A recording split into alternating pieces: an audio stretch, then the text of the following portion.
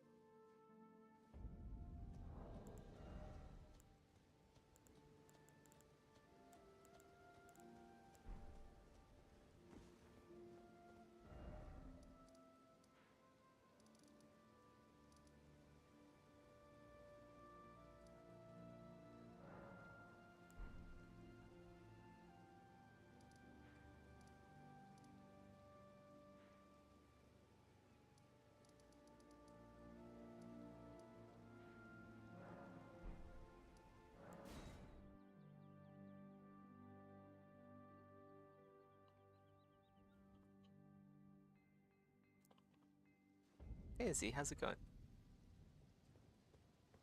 Doing well?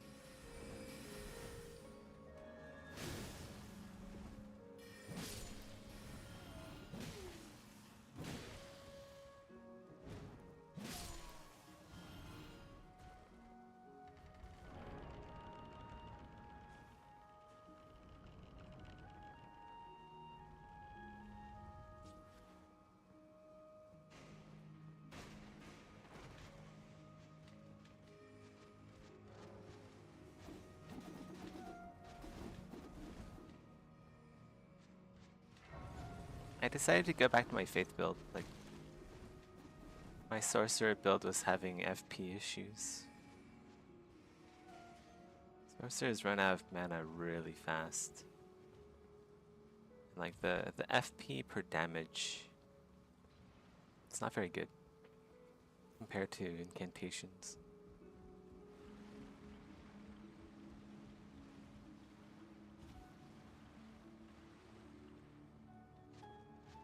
A new cave was recently discovered.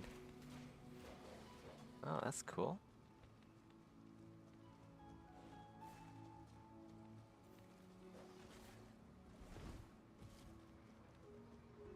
Where? Is it like in real life or in Elden Ring? What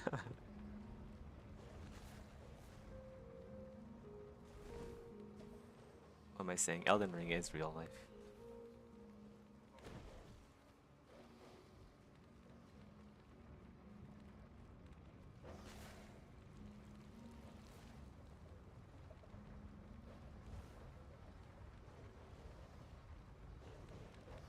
Whoa. Bad doggy. Oh my god. I almost missed it.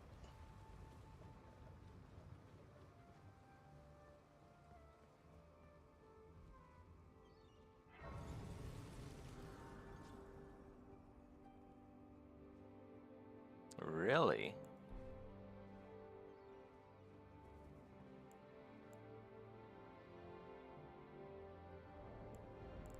Somehow I don't believe it. Like, Limgrave's been explored completely.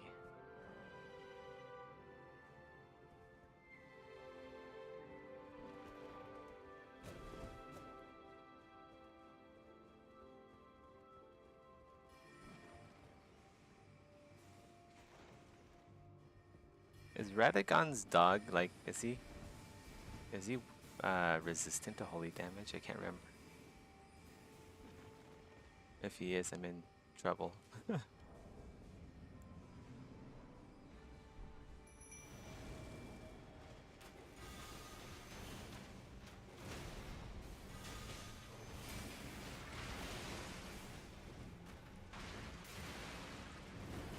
Oh, out of FP.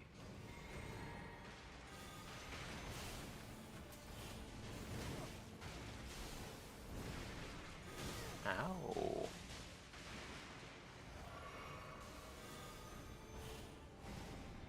Whoa, what? Did he hit the globe? Is that why he couldn't come down on me? I think he accidentally hit the globe. Okay, he's taking some pretty chunky damage from these discus.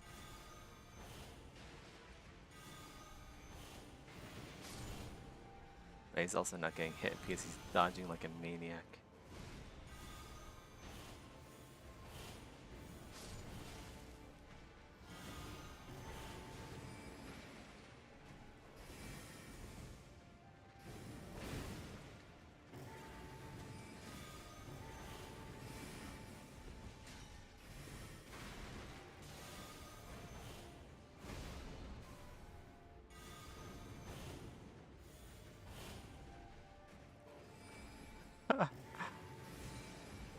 This is so silly.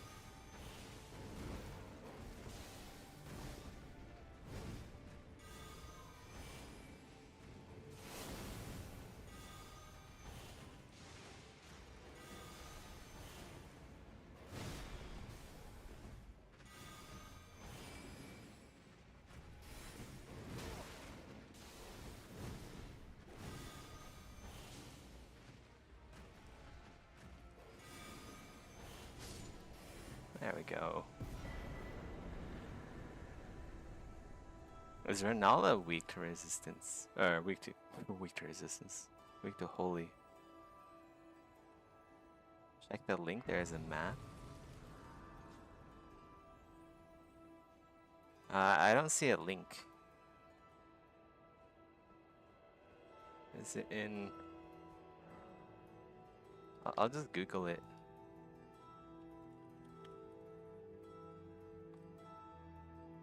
Elden Ring player finds new cave. The High Road Cave. I already have it, don't I? It's right there.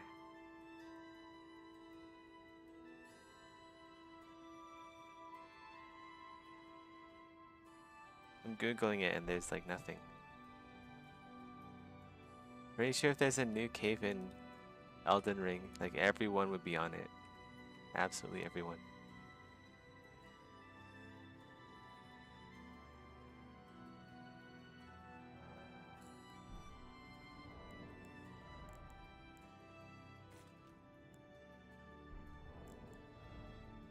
Okay, how do we kill Renala?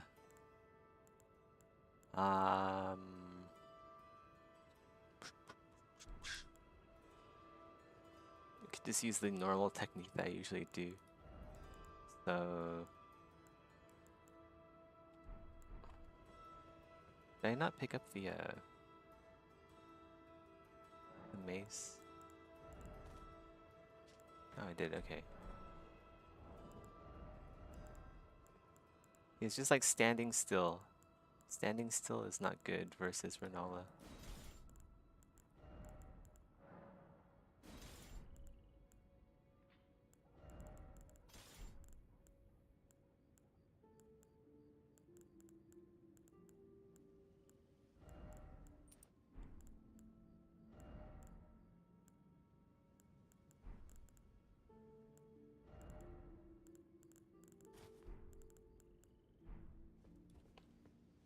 Okay, this should work.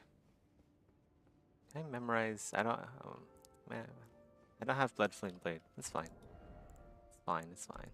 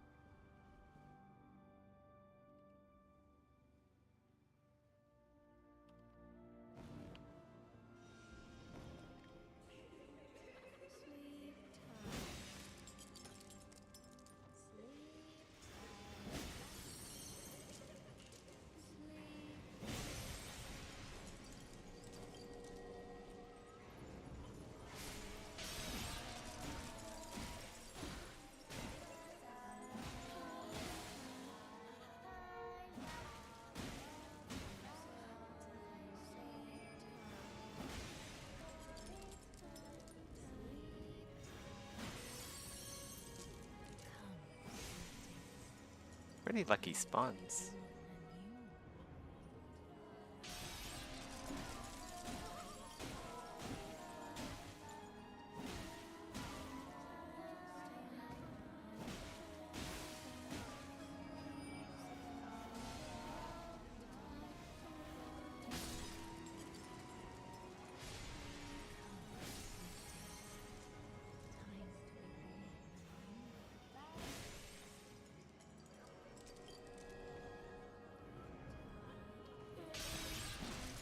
This is a really nice weapon. I should just upgrade it.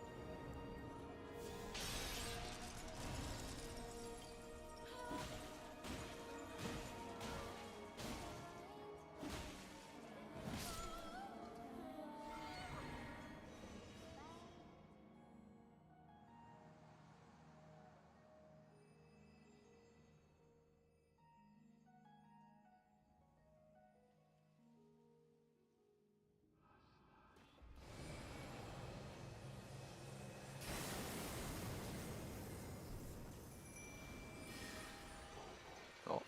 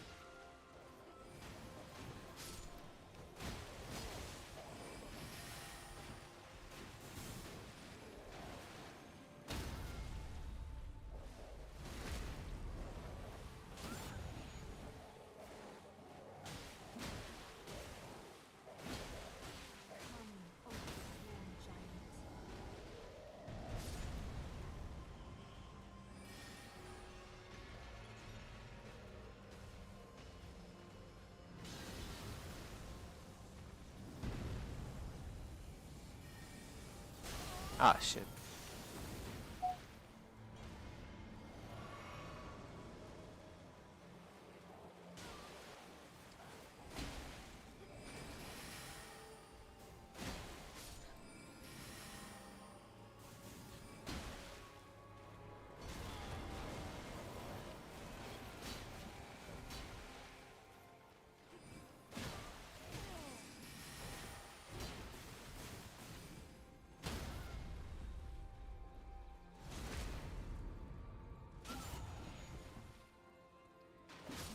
Little Rani, my dear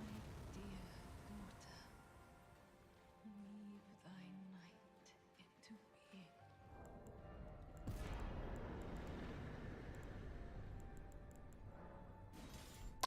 I'm so confused by this new layout, but it's not really new, it's just that I'm not used to sort by, whoops, sort by acquisition order.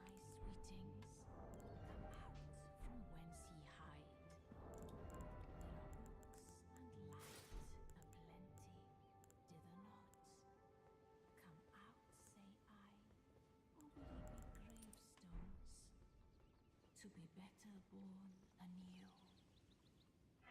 Okay, well, we can't use these runes as we're still. This is the co-op. It's a co-op playthrough.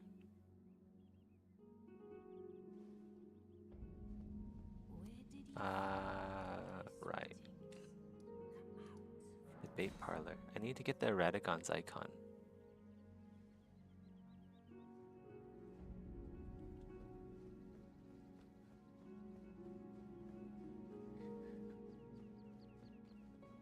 things, did I? I did, okay.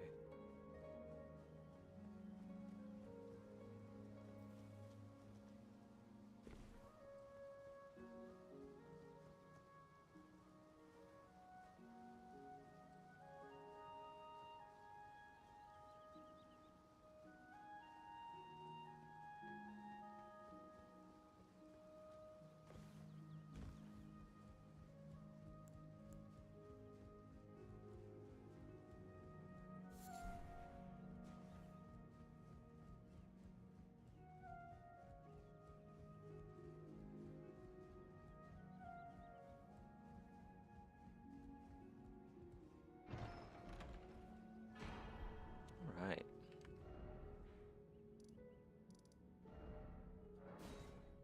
Do we get another talisman slot here? I feel like we do. Are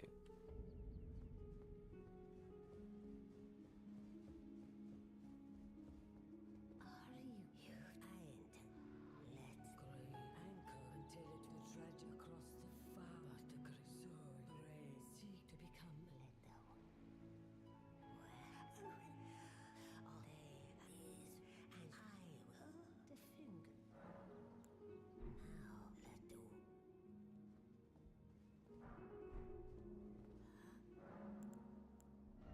Okay, I guess we don't get one here. Maybe we have to kill Godfrey first.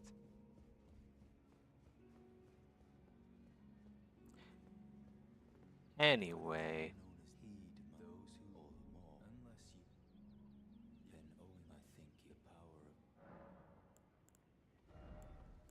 of Litany of Proper Death. I've never tested this spell. Apparently it sucks, but there's only one way to find out. Yeah, we still have to kill Godfrey. But I'm just gonna chill at the Rampart Tower and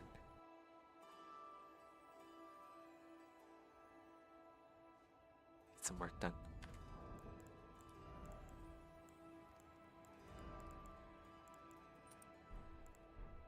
Let's see how fast this is. So this is normal.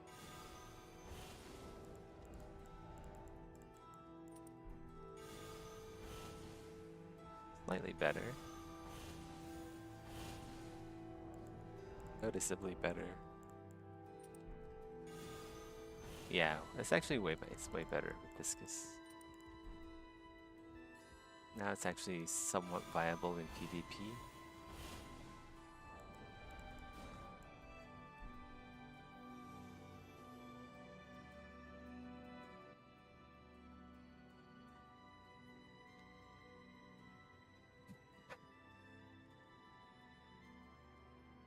Coffee.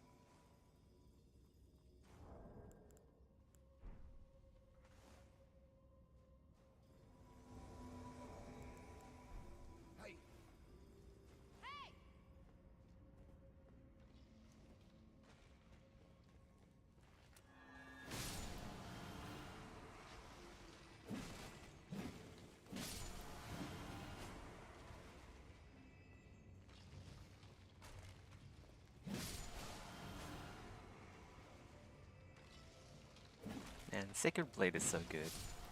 Blade just like instantly kills skeletons. Don't have to fuss about like hitting them twice.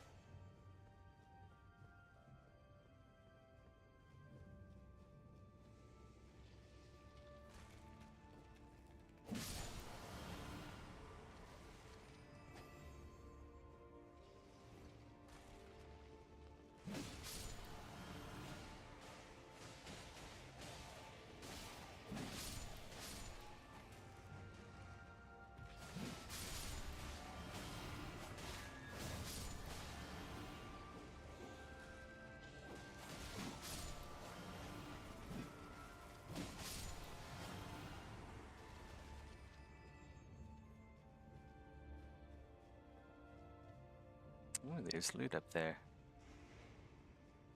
We take care of these first. Probably just a bone shard.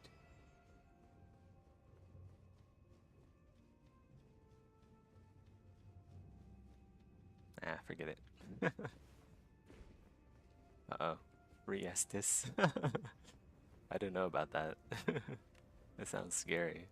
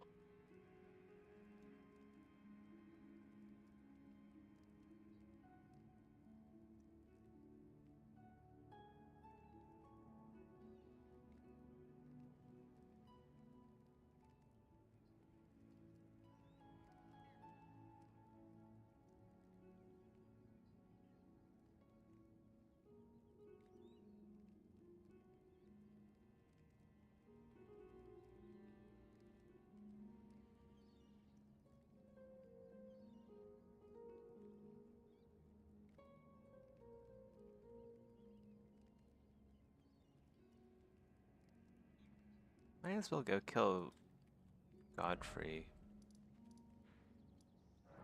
We do have the waypoint.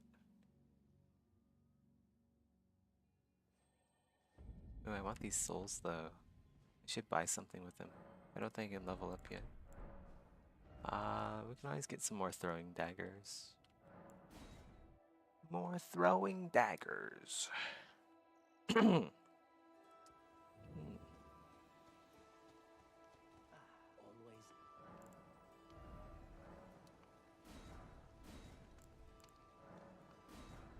Goodbye. Okay.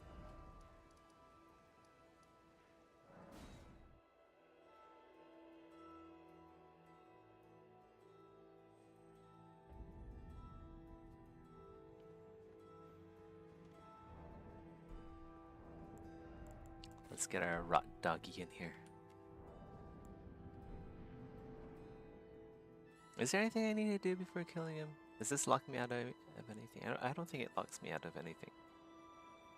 Mighty dragon. Yeah. It shouldn't. Of course I'll find out something after. Only like 87 damage. I guess it kind of makes sense because Godfrey is probably holy resistant. Fine. He's not rot resistant.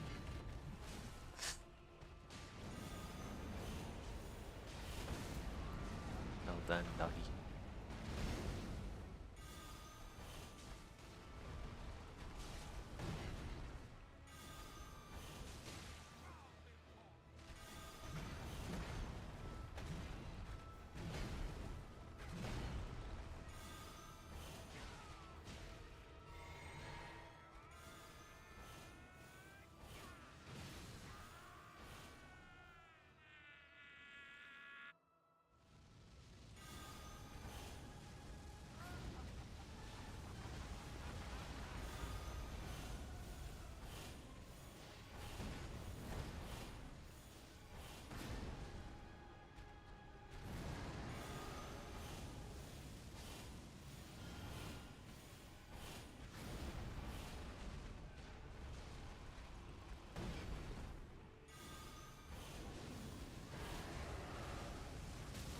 Ah! I'm the Lord of all that is golden. And one day, we'll return together to our home, bathed in rays of gold.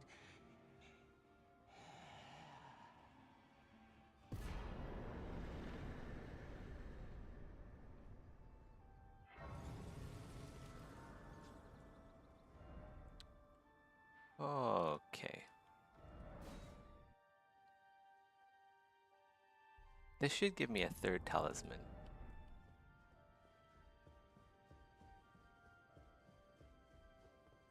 Only fine. You have it now to become a thing as much. There we go. Now become. Don't really have anything better to put in this slot.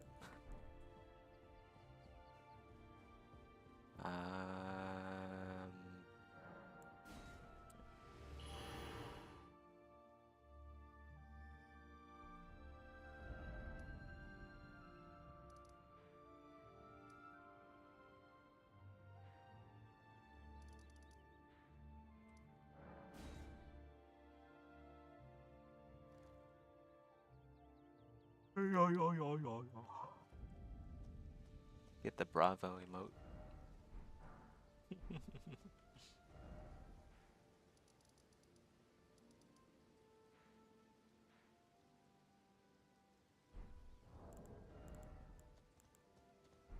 All right.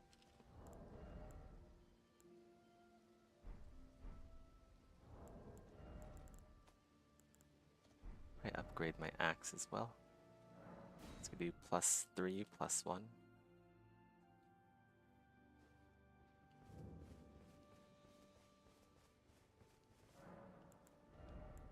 Oh, I don't have a. Gotta do a co-op. Get some souls.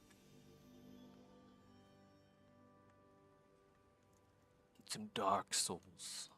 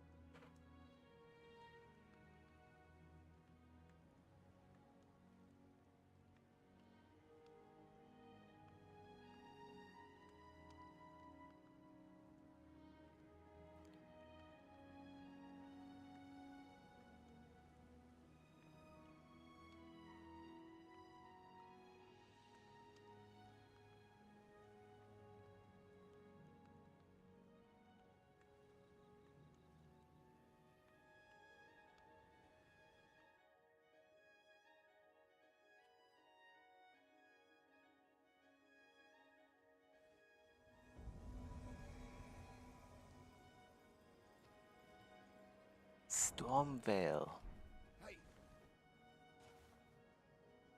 Regressor's Tale.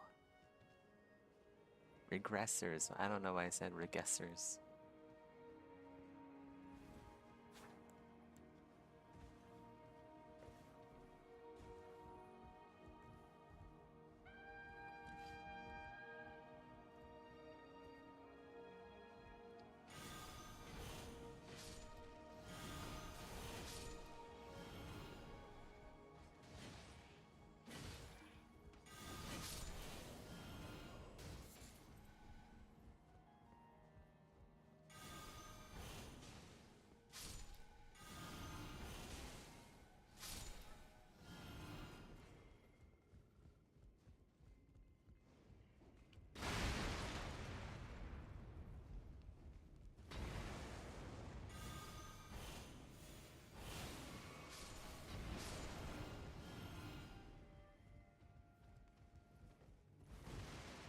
What pants are those?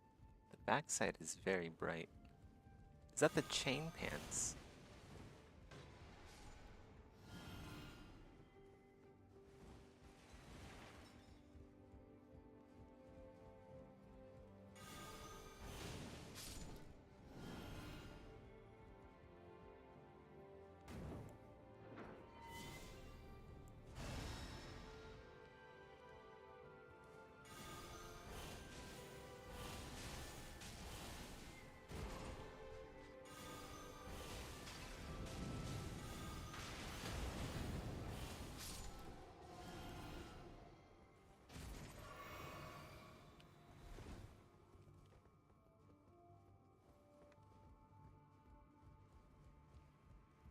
Did he get the key? I don't think he picked up the key. I didn't see him pick it up.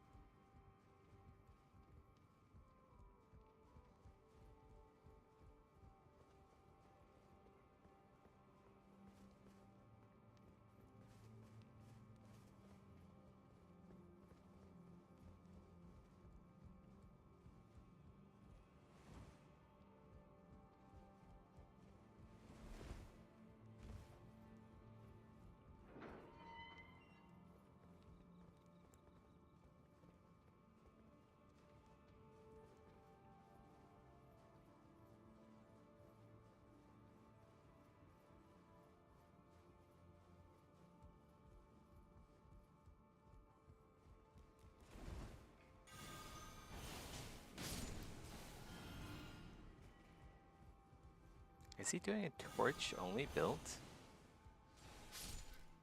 A torch build.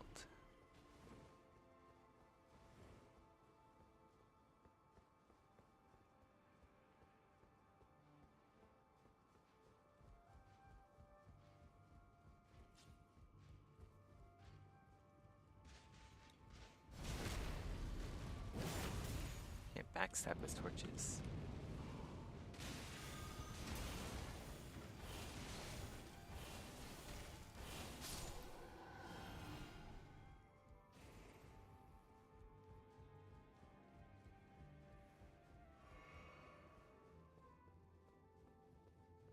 Okay, well, that's all the souls I need, and I don't really want to do all of Stormvale. Hey, I'm gonna peace out here.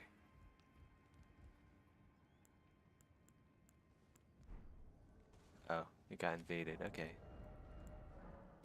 I'll help you take care of the invader.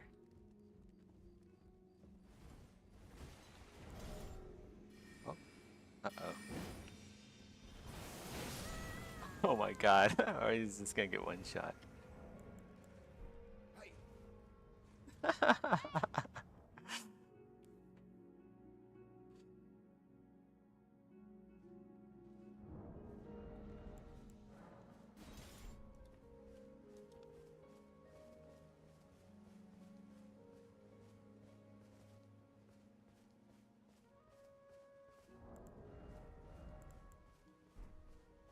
Let's get put away some weapons first. Any weapons? Hey, Artem, how's it going? Not much is new. Just finishing up the details.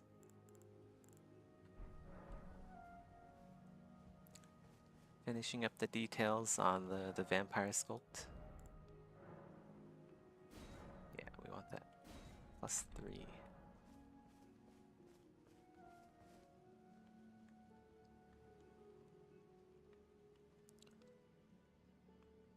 Give me a sec. It's a little bit hot here. I'm gonna turn the air conditioning.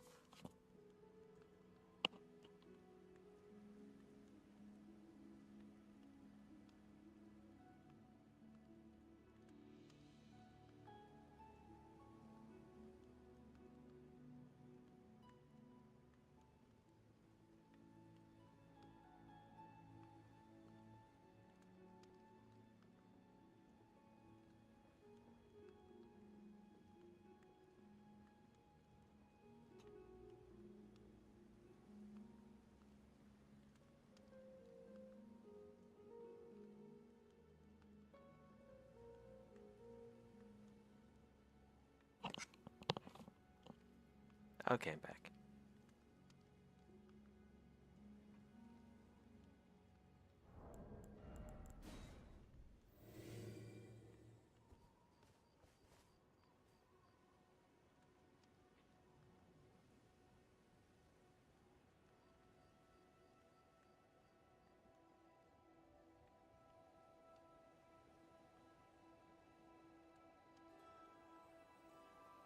Cool.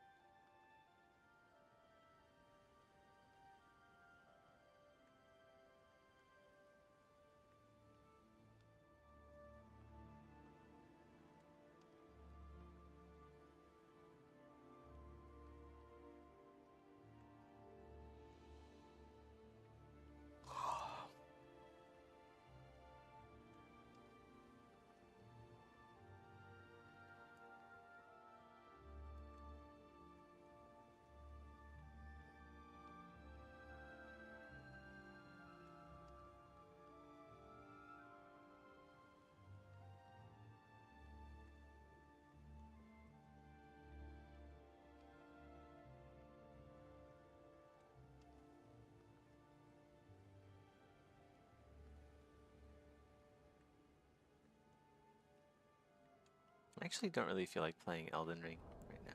Let's go log out. Some real work done.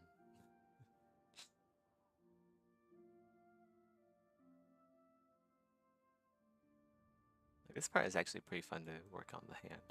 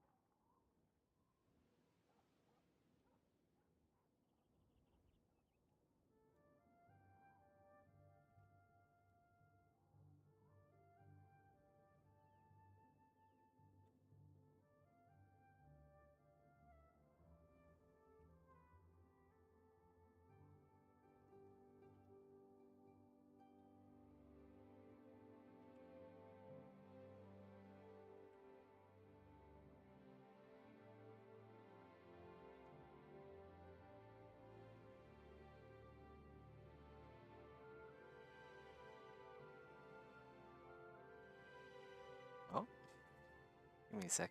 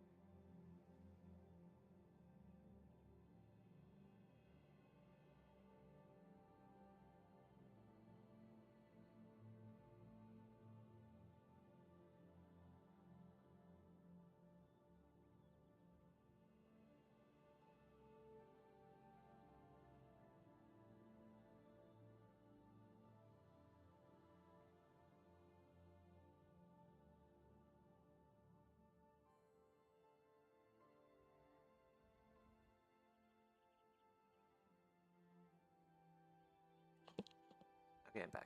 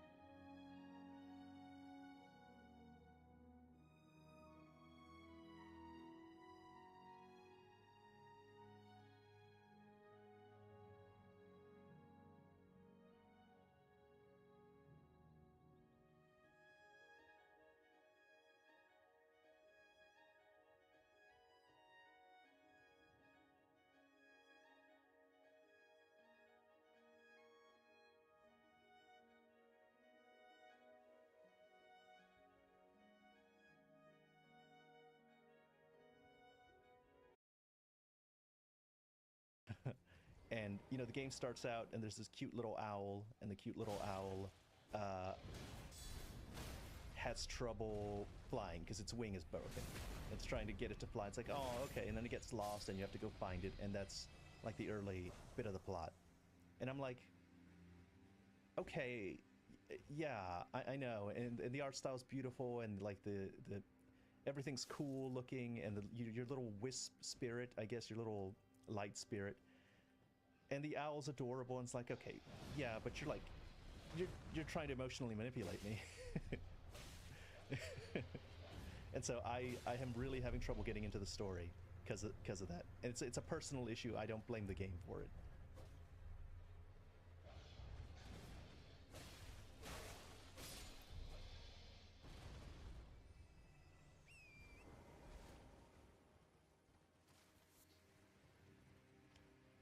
Hello, Zarya.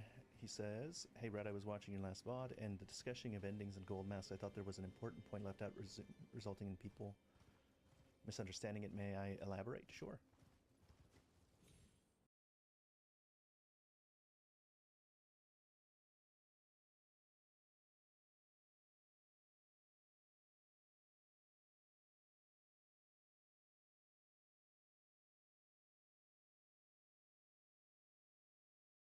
There's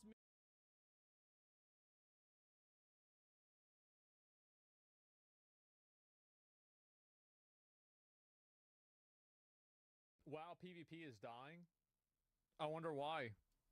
Who could possibly know that? Bro, I'm so sick of this fucking moth, man. I'm so sick of him. I think I think there's like 3. I thought I killed these fucking things and now they're back again. Anyway. Next topic is an interesting one because, well, PvP. Where have they all gone? What's going on? Turns out we can take a look at things. Now, the PvP community do feel a little bit... PvP has really been abandoned. It was a good run. That was from Magnus. Magnus is one of the best warriors in the world.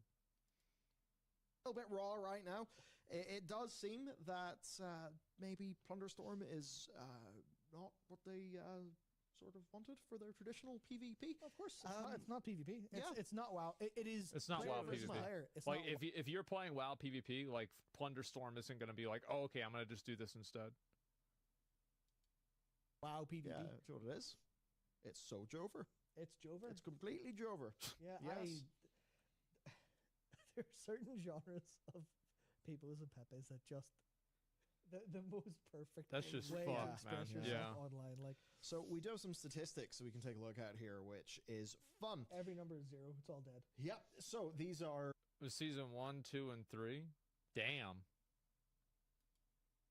Ow. yeah, right. So what we're looking at here is a Jesus. chart of games per week. Okay, for the top 5,000 players. I assume that's just because that's what the leaderboard tracks. Yeah. Uh-huh.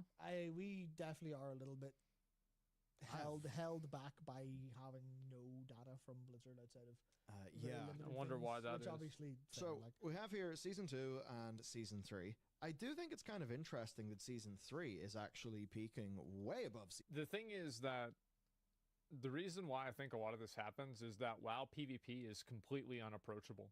Like, why would you, like, let's say you're a young buck, 17, good at video games, sharp. Your parents are okay with you sitting at home all day playing video games. You might not even go to college. You're probably just going to be a NEET. And so what do you want to put 10,000 hours into? Do you want to put 10,000 hours into a game that the people that are older than your parents play? Or do you want to put 10,000 hours into a game like Valorant that has tons of e-girls, tons of Discord kittens? You can get way more viewers on Twitch. You can actually have a competitive career. Like, why would anybody invest any time into WoW PvP? Because it has the least payoff of any competitive game. That's the reality. So there's no new blood coming into the game. And that's not even talking about how hard the game is to play. We're not even getting into that. I'm talking about, like, just what are the incentives? There's a lot of hot bitches that play League. There's not as many that play WoW. That's just the way it is. Season 2. And this is again 3. And the hot girls that play WoW are usually playing they're probably raiding. There's a few girls that play PvP. It's not like there's none of them. But there's not as many as League. And if you're a 19-year-old dude, that matters. 3. So you can see that red line there at about week 8. However, it is appearing does, to it matters. dip off a little bit. yeah, PvP is dead, but it looks like on average there's more PvP being played in season 3 anyway. So maybe depends. Yeah, on how well, different- season 3 is a Yeah. stronger time for the game. What That's we true, yeah, saw, that's you know, our Mythic Plus numbers are up. You can see that at least for a bit, PvP numbers, PvP numbers were up. What we can do is look at solo shuffle lobbies per week, Ooh. sort of roughly assuming that a lobby is 6 rounds. Now, kind of interesting. So you got what, say, 69,922. I wonder how lobbies long they of had this solo data shuffle, for. and we're looking at numbers at more like 44,000 About season for some one. of our peaks for the Yeah. 3v3s. So you can really see that solo shuffle, it's played more than 3v3, and I suppose that makes sense because it's Of solo course it queue. is. Now, season 3 is definitely having a worse time for solo shuffle than it was having Yeah. with 3v3. These numbers. That's because people can't get queues. People don't want to sit in a 45-minute queue to play a game with some moron that just line of sights himself and then he just dies. And he says, "Where's the heals?" Why would somebody want to waste their fucking time doing that? Are not completely cratered, not completely dead. They are sort of near each other, but again, look at the y-axis. You are looking at 20,000 lobbies per tick Yeah. on the y-axis, which is quite a lot of gameplay. So even more recently there, we're 20.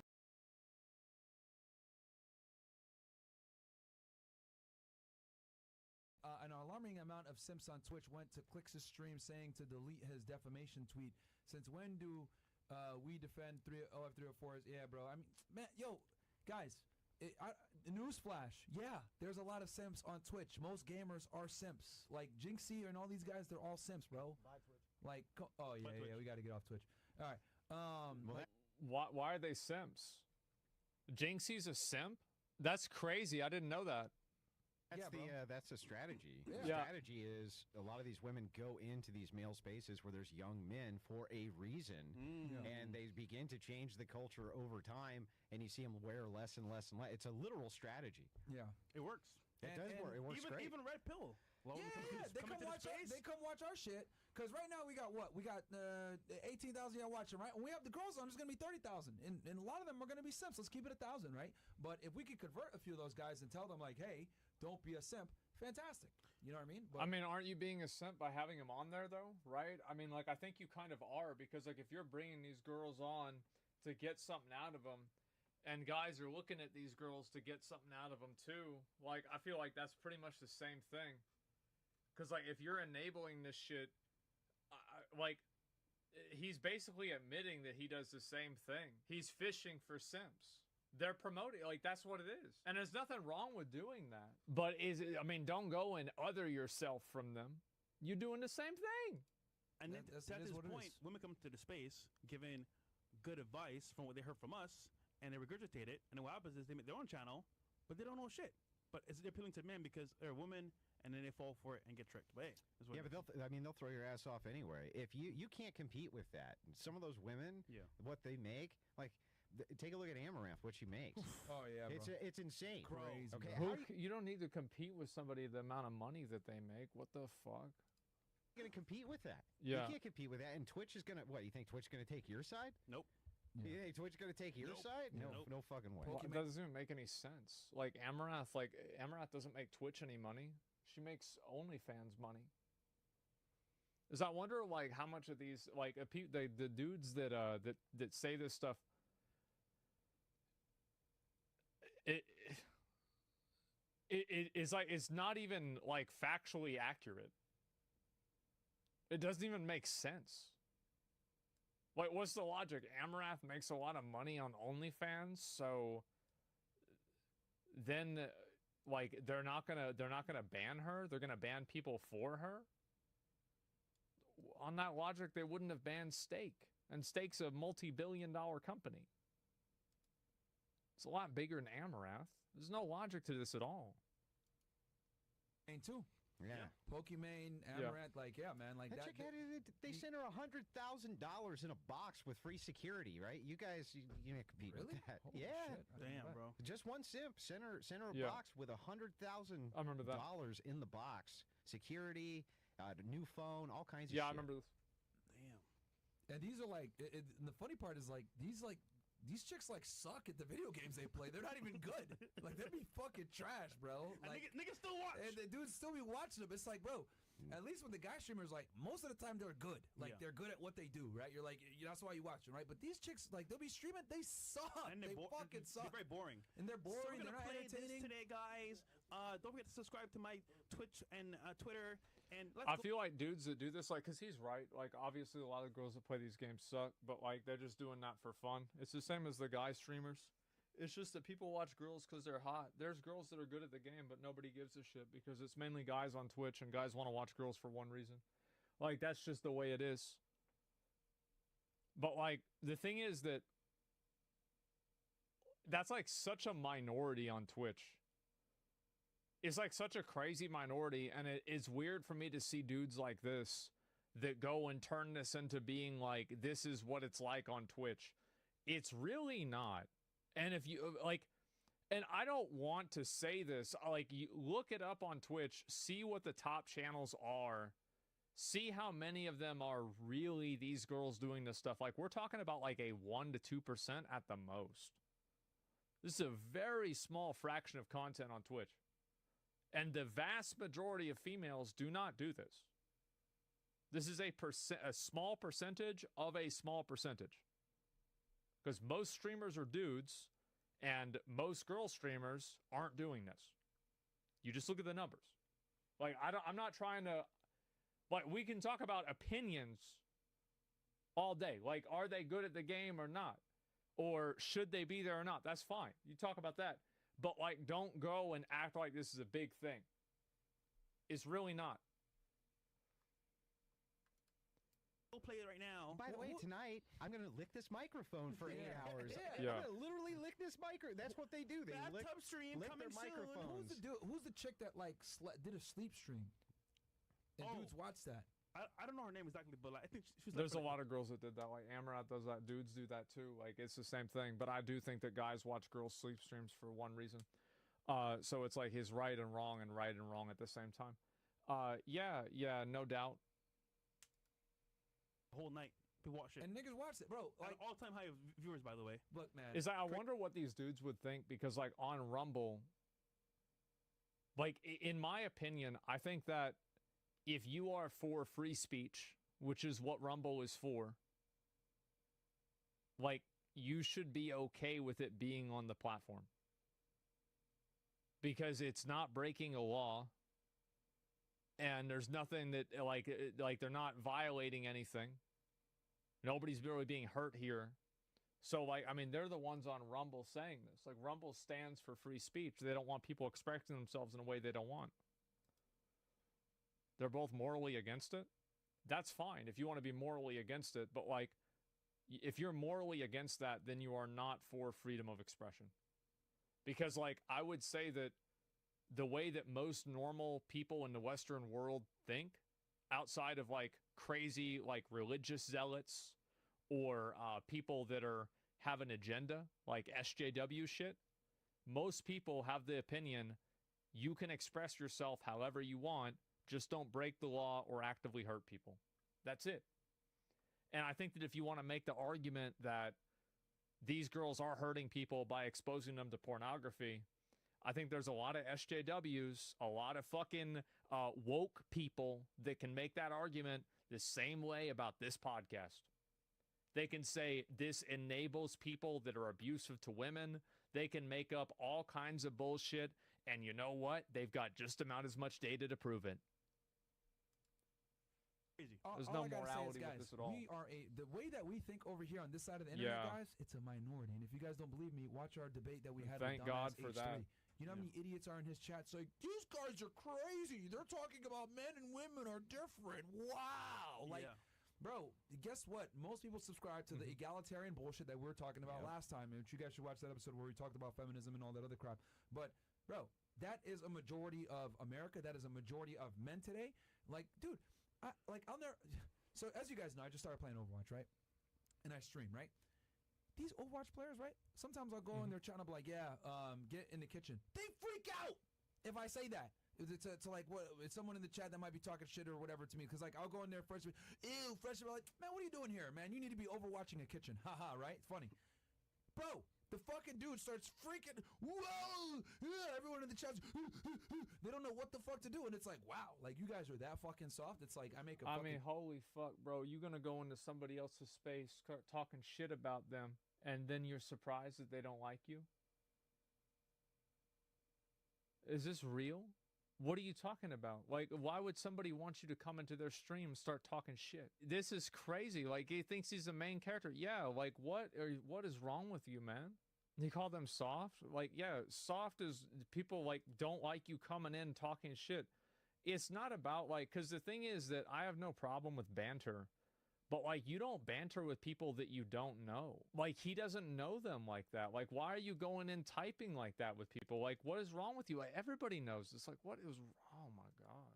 They're not your friends. People are losing their minds. It's like, damn, I was like, oh, wow, I'm like in a parallel universe right now where everyone is super woke. But that's the video game world, guys. That's a big reason why a lot of y'all are like, oh, why do you play games? Bro, I need to save some of these niggas, man. That's why I'm in here. So I could bring back toxic gaming, bring back masculinity to the gaming, bring back talking shit. I mean, Andrew heard me earlier. I was like, bro, what the fuck? I think you got no problem talking shit with people. Like, that's fine. But, like, you can't expect everybody else to want to deal with that. Like, I don't think that, for example, like, you should get banned in, like, a chat, like, or in, like, in a game for talking shit unless you take it really far. But, like, at a certain point, whenever there's one person who, it's like, is the common denominator behind, like, 100 games that are bad experiences for other people, at what point is this person kind of just a negative to the game? And at what point are you doing a disservice to the other 100 people by letting this person exist? Now, in my opinion, I think that we should have like a separate queue system. So like if you are found out to be an individual who likes to get very upset on the microphone, I think that they should just put you in another group with other people like that. Like they have this with Elden Ring. So like in Elden Ring, if you're cheating, they don't ban you from online play. They just queue you into other cheaters. So it's like if you've got a bunch of people spamming shit, yelling in chat, trash talking, just put them in like have a separate lobby. It's a spurgatory. That's right. Yeah. Put it in a spurgatory. And they're all in there together, yelling at each other, calling each other the N-word, going crazy, and everybody else gets to play the game and don't have to worry about it. And meanwhile, they're going to have all their fun, and nobody even knew what happened. I think it's a win-win. I don't know why games don't do this. I mean, I can't say it because let's move on.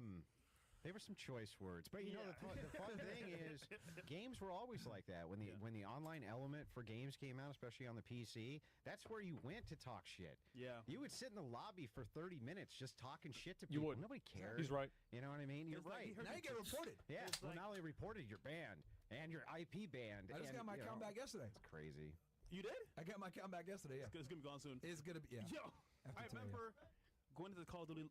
To be fair, like I have really like very little sympathy for people that break the terms of service of the game and then they get banned.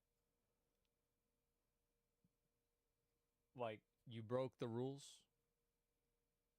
and people don't want to deal with you. In any real life situation, the same thing would happen. Like if the organizers, if people are like complaining about you at like a bar, you're going to get removed. If you go to a strip club, I've never been to one, but I bet that if you're complaining and harassing the dancers, you're going to get removed. If you're at a club and you're being obnoxious, you're going to get removed. If you go to a concert even and you're causing trouble. And this is especially true with like people that'll like get kind of like in that front middle area and then start to try to get violent. I've seen people get pulled out of that all the time because the people that are running it are like, this person is like just trying to, you know, like take it too far. And so video games aren't real life. Well, they're real people though. And so like really, why are people getting removed in these situations? Well, they're getting removed because they're making the experience worse for other people that are in the same space. So it shouldn't really matter whether they are in a game or not. Mute button? So like, but like, don't you see the problem? This is, so why don't you think about it? Like, let's step back for a second, right? A lot of dudes like to complain about how like, you know, trigger warnings, you know, like a million genders, stuff like that. And one of the arguments that they use, and I'm sure these guys, you can probably find 10 different clips of them saying the same thing. Why does everybody else have to conform to the way that you feel and the way that you act? But isn't making everybody else have to mute you because you're so obnoxious and annoying wherever you go, making everybody else having to conform to the way that you act? Because I feel like the world doesn't have the responsibility of being a padded room that you can bounce around in. At a certain point, people have every right to tell you to shut the fuck up and get the fuck out. I do. I think so. Bobby, right? I got Bill's account banned. I got my account back a month. No. You did? No. And again, like, I don't have a problem with this, by the way, with them talking shit. Like, I think that's fine. But, like, I just think that, again, you should not expect normal people to want to deal with that. Why would somebody want to deal with that? Games aren't life, though? Well, what is that? Because I guarantee you, like, if we explored that line of thinking, it would not make sense. Like, it really wouldn't. Because, like, if you did this at a sport event that's also, like, it's a game in real life, what's really the difference? On Bill's account, I got it silenced. I can still play though. You can play, but Yeah. I borrowed Bill's account for a bit while I was banned, and then it got silenced because I told some I shit. like League of Legends better. Anyhow, My co-host on the Crucible, Yeah. Zen Shapiro is his name. He all he did was debate. He got started in debates because he would go into Xbox Live lobbying rooms and debate abortion. Oh, That's shit. funny. And he would I just like sit that. in the lobbies for hours, and he would debate That's with funny. hundreds of people. He has them recorded all over his channel, and they're fantastic. Nice. That's nice. what he did. That's how he got A lot of into gamers debating. are woke nowadays, dude. Yeah. Like these gamers Nah, are bro, woke. shut the fuck up. Like, I went in and I was doing Call of Duty. I was playing COD, like, right after Biden won. And I said, I started saying, I think these guys are riding with Biden. And then some guy said, what does that mean? I said, I think they're cheating. He says, oh, I get you, man. Yeah, true, brother. Like, I swear, every fucking lobby, someone was either saying the N-word, talking about Trump, like, fucking, like, what game? What kind of fucking normie? Like, maybe it's Overwatch, because, like, Overwatch has, like, you know, they like to celebrate every time that they add a new character into the game, that in the place where they have their World Cup, Saudi Arabia, well, they don't treat those people who are non-binary or gay or pansexual too well, do they? Crazy how Blizzard uses, you know, gay people to market their brand. It's really cute how they do that. But, and people eat it up. They eat it the fuck up. It's crazy that they eat it the fuck up. It's so obvious they're using them as marketing tools, but they like it. I don't know what to say. I wouldn't mind them doing it if they didn't have all their fucking selling shit in the Middle East and acting like, oh no, Tracer's not gay here. She's either gay or she's not. A bunch of rats. Anyway, no, bro, gaming is woke? Get the fuck out of here. Like, I joined COD lobbies. I had to mute the lobbies. They were so bad. They're still bad. Maybe he's playing the wrong game. Go play Counter-Strike. As hell, man. It's fucking crazy how it's like changed. Like, because I haven't played video games since 2018, guys. So it's been 6 years. I come back now, and I'm like, why is everybody all woke? And it's like, whoa, dude, you can't use words like that. What the fuck? Yeah, wow, man, that's really offensive. I'm like, holy shit. I remember back in the day, Call of Duty, you go into the lobby, yeah, you talk, and you're like, oh, you're a nigga. Now they say, are you African American? Yeah. I mean, to be fair, he's right. What the fuck He's is going right. on, bro? Like, you're a nigga, aren't you? Yeah. Oh, good job. You talking about me? Fucking say shit. Wow. Yeah. Nigga. Fresh.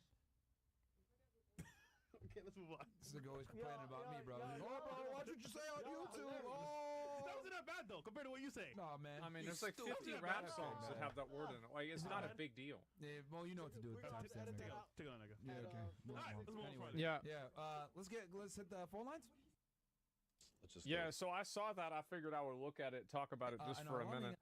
But yeah, it's weird to see these dudes like go on a crusade against Twitch and shit like that, especially whenever like so much of the majority of Twitch doesn't have anything to fucking do with that. And I feel like these guys like look at these OnlyFans girls that stream on Twitch as like they're running Twitch. Like, what are you talking about? They're running Twitch. These girls are like a 1 or 2% type thing. And it's crazy to see what's a fucking moth? Get the fuck out of here. What are you doing? Anyway, so yeah, brain rot YouTube.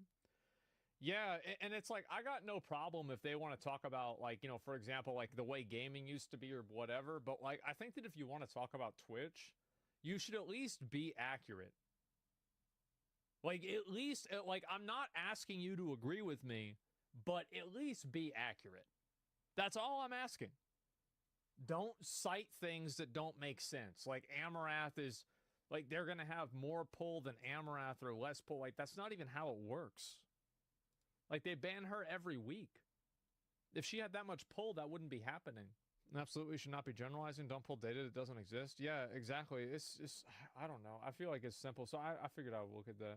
Like, a lot of these podcasts, I feel like are... Like, and then you go and you complain, bro. You complain about simps whenever these podcasts are built off of simps.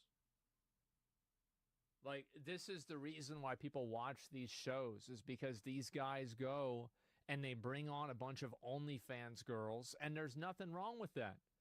That's totally fine. But don't go and talk about how you hate simps when you spend all day farming them. Like, you're still, and it's like, oh, well, I'm not farming them. If they're in your channel and you're doing something to bring them into your channel and you know you're doing it, you're farming them. That's the way it is. It's nuts. Like, it's sad for me to see these accounts that get so popular, but I think it's a lot of young guys that, you know, it's like what I said earlier about how, like, the idea of an alpha male should be like a good father rather than a guy that wears expensive jewelry and owns an expensive car and drives it really fast. You know, it's like it's always like a teenager's idea of what a cool guy is. The 30 plus I watch them. No, I'm sure there's guys that are older that watch them, but I think that there's a lot of young people that watch this shit too. Yeah.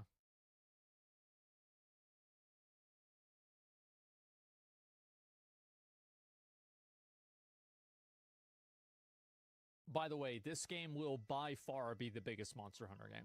I would not be surprised if this game, whenever it came out, hit 1 million concurrents. Everybody is going to play this game.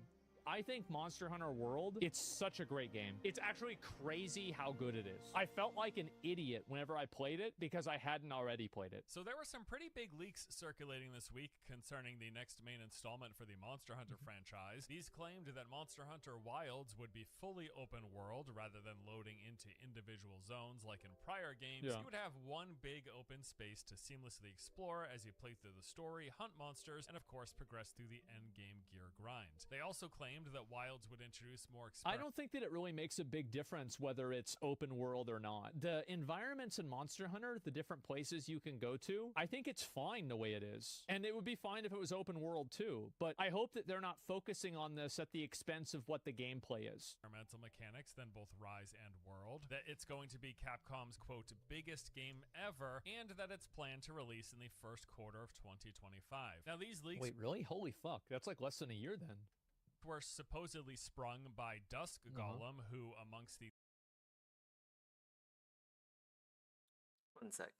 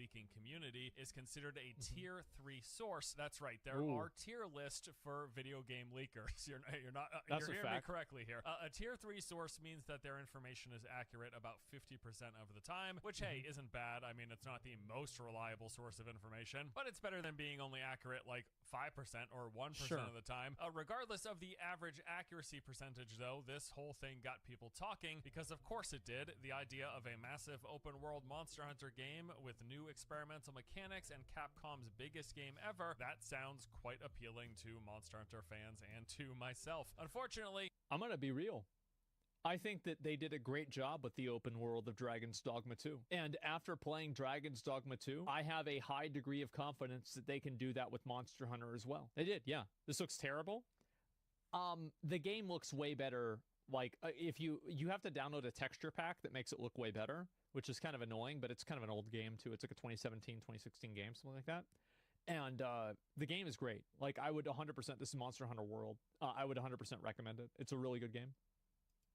2018. This excitement didn't last very long as the real Dust Golem posted on his Twitter account saying that someone had faked those screenshots that were being used as a source, and so they couldn't be trusted as accurate information. Although I will say this doesn't necessarily discount everything that was said here, because even if this leak wasn't real, it's not the first time that we've heard Monster Hunter Wilds will be an open world game. Prior verified leaks have said as much, but then also the reveal trailer from a few months back at the very least suggest larger maps than we have ever seen. I think that, again, being an open world game, I don't think this will make the game necessarily better by the nature of how hunts work. Because, like, I mean, wouldn't the guiding lands kind of be open world? Like, wouldn't that just be kind of like a beta test for an open world Monster Hunter game? I feel like it kind of is. This might be like maybe an unpopular take. I don't really know. But it does feel kind of jarring in the guiding lands whenever you're going from like one area to another, and it's just such a stark contrast.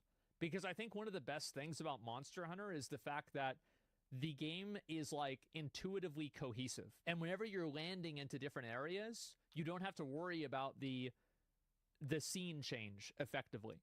For the franchise. It also hints at plenty of new interesting mechanics, which is to be expected, because don't forget, this is the next mainline installment in the franchise, which usually means new stuff. If you weren't aware, Monster Hunter games release in generations with a major and then minor game in between. So for example, Monster Hunter World was technically Monster Hunter 5 followed by Monster Hunter Rise as a stopgap in between this next game, Monster Hunter Wilds, which will be kicking off the 6th generation for the franchise. And a new generation tends to mean an opportunity for them to try new things. While Capcom has been very tight-lipped when it comes to revealing specific details, the initial announcement trailer, short as it was, did actually provide a sneak peek of quite a few things that we can expect, and there was actually a fair bit here. Before we dive into those details though and everything else that we know about the game, let me tell you about today's sponsor.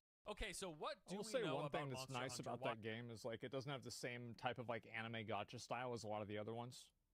Well, most of it does come from the reveal trailer, as well as a few additional sources of news and some, leaks, but this time verified, that we've picked up over the past couple of months. Now, since the original trailer was revealed, we've had internet sleuths going through and dissecting every single pixel on every single frame, and from this, a lot of information has been pulled. So for one, yes, if it's not a fully 100% completely open world with seamless zones, we do at the very least expect that Wilds is going to feature zones that are significantly larger in size than any of their prior games. We had a few different shots displaying what I mean, yeah, I feel like that you could probably expect places like the guiding lands in terms of scale. And I think also the zones in Monster Hunter World are pretty big. I mean, it's not like they're arenas.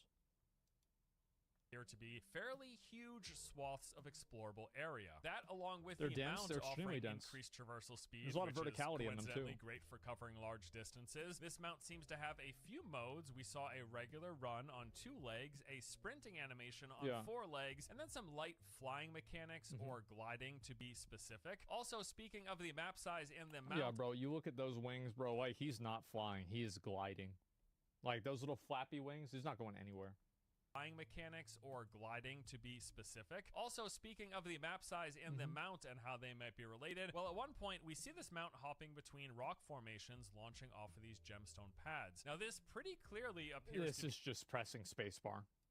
be a locked-in animation happening almost automatically. There's probably a trigger point at one position, and then you automatically hop between those spots until you get to the ending point. And this would actually make a whole lot of sense as somewhat of a zone transition. So just imagine this. You've got this desert-like biome that we see in the trailer, and then all along the edges at specific points, we could imagine there were exit locations going into other adjacent biomes, almost acting as like a seamless loading screen from one map into another. This would be a great alternative to one full seamless open world where you still have the map system that Monster Hunter is known for, but then you have connecting points without actually hitting a hard loading screen.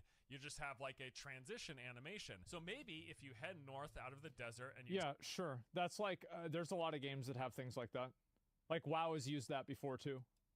Take one of the exits, it will transition you into the mountain and Final Fantasy kind of does something that has the same effect. Like for different phase changes in Final Fantasy, what they do, Ouroboros, and that's a great example, is that a lot of times whenever they want to do a scene change on a boss fight, they cover the entire screen. Like it goes white, it goes black for like that fraction of a second, and that's when everything changes. Map, or if you headed east, you would go into the forest map, or if you headed west, you could go into the coastal map, and then each of those maps might have similar exit points with seamless transitions into the other adjacent zones. I actually think rather than one big seamless open world, this idea of connected maps with transitions between them seems more likely and much more in line with what I would personally expect from a Monster Hunter game. Some other interesting notes here, specifically on the mount, we see that it looks to be carrying supplies, including what appears to be a fabric tent, which could possibly mean, and people are speculating, we'll be able to set up mobile camps while exploring, which again would make sense if the game is as large as theorized. It also makes sense because of the context of Dragon's Dogma 2.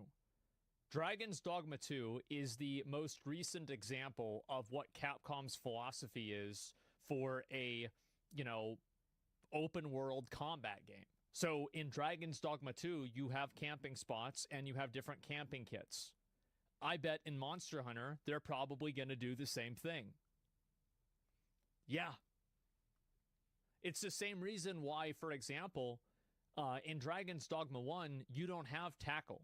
But Monster Hunter used tackle with the Greatsword in Monster Hunter World, and everybody liked it, so now it's in Dragon's Dogma 2. They're riding on our mount, and then at either specific location. And by the way, I want to give you guys, somebody's bringing this up in chat, I want to give you guys a little spoiler, okay? I just got a leak from Capcom. They told me that there's going to be a 100% chance that there will be a camping kit that will be available as Day 1 DLC that will probably provide no tangible or real value in the Monster Hunter Wilds game, but people will buy it anyway, and it will be like $3, and I'll be able to farm 4 videos about it. Yeah, they just messaged me that. That's crazy, isn't it? Or just wherever we want, we can maybe set up a camp, and then this would allow us to cook food and get supplies, and maybe even possibly swap weapons, because there is the idea of weapon swapping teased in the trailer too. We can see the player in the trailer is quite clearly carrying a greatsword on their back. However, on the side of the mount, we do see what appears to be a light bow gun inside of a holster, hinting at the idea that we might possibly, while out on hunts, be able to swap from one weapon to another, thanks to the mount carrying an alternative for us. There will likely be some restrictions here, but it does. And this is again evidenced by Dragon's Dogma 2 and the Wayfinder vocation. So the Wayfinder vocation is basically you can use different weapons that need different abilities. A Wayfarer, not Wayfarer. There you go. The Wayfarer vocation, like that works the exact same way. Greatsword and hammer. I don't know what I would do. I think that I would probably go with greatsword, and like I never played the heavy bowgun or the light bowgun, but I watched a couple of videos with it and that looked really fun. So I think I would probably use the 2 of those. You're like weapon swapping from one class to another in the middle of a hunt would be something that we will be hammer stuns Wilds, into a great sword attack would be good too, though. Other things noted from the trailer is monster density. It seems like we will be getting an increased variety of this. In one shot, we can see upwards. I hope that they tone down the monster density from Dragon's Dogma 2.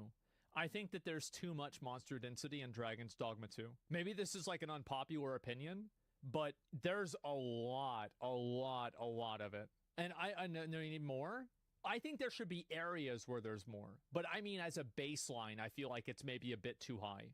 I like it. I don't mind it, but I feel like especially for like as newer players, people might get overwhelmed. It gets tiring. Yeah, that's my opinion. Every 5 steps you get an encounter. I hope they turn it. I'm not saying tone it down and make it like Dragon's Dogma 1. I'm saying like make it in between.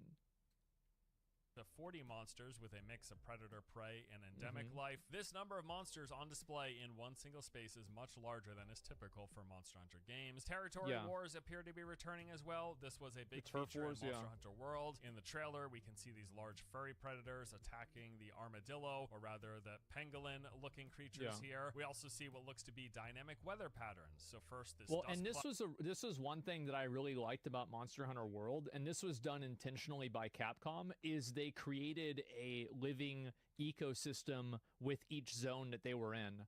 Like, for example, the Baroth starts in like the mud pits, and then it moves around in the mud pits, and then the Jorantodus is like in those mud pits, and then it moves up to the top, and then you have like the Jagras that eats the what are they called? I don't know, the weird fucking things that are right at the beginning of the game.